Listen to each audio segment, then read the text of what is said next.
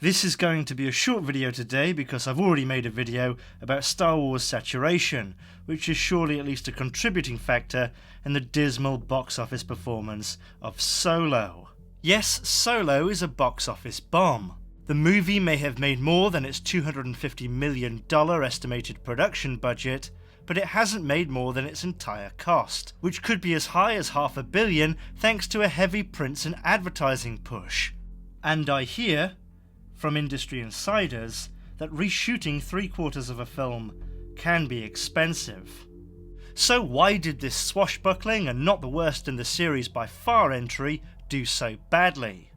The obvious answer is, given The Last Jedi came out in December of 2017, and with the opening weekend reaching less than half of the expected revenue, there just wasn't enough excitement about this outing. That may be most of it, but I don't think that's all of it. Some people have suggested that Solo's poor performance reflects fans' dissatisfaction with The Last Jedi, but I don't think there are enough people who would boycott a Star Wars film because they didn't like the last one. Sure, some people would do that, but I don't think those numbers are high enough to really impact Solo.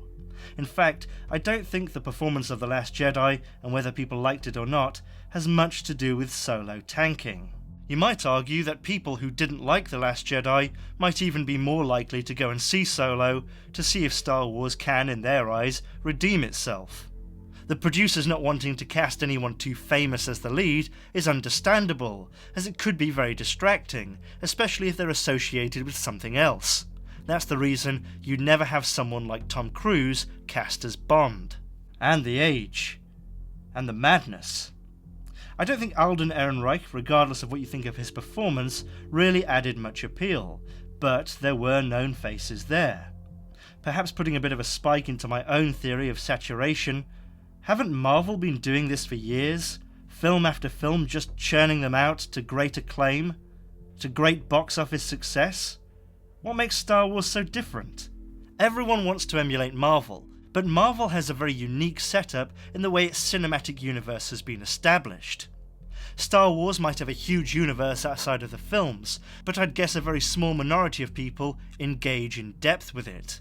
I think there are real fans of Star Wars who don't read the novels, who don't read the comics, who don't watch the TV series. Star Wars does it backwards to Marvel. In Marvel's work, characters with strong backgrounds meet each other. Now, in Star Wars, characters from the first film have their backgrounds explained. This, really, might be the principal problem when it comes to prequels. In Marvel's cinematic universe, all of the heroes are main characters who share screen time but have a very established past where they were the focus. Han Solo, as interesting as he is as a character, was never written as a lead. Whether making him a lead works or not, I think Disney honed in on people's love of Han Solo, but kind of forgot that a lot of appeal is in his mystique. What's the coolest thing Han Solo has ever done? It's not in this movie. He helped Luke Skywalker save the galaxy from tyranny, but there's nothing anywhere near as important here, and again, that's a problem with prequels.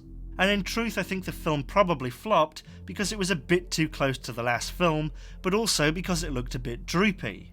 After all, we know that Han Solo comes out of this okay, because he's in the later films, and dare I say I don't think the premise of finding out how Solo got the Millennium Falcon and met Chewbacca is anywhere near as interesting as, artistically, the wasted opportunity of finding out how Anakin became Darth Vader. And, let's face it, everyone knows that this is filler.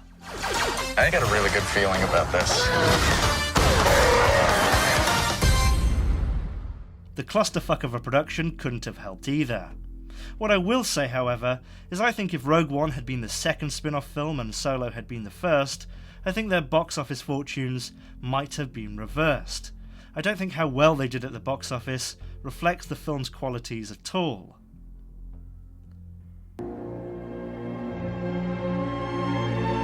How depressing.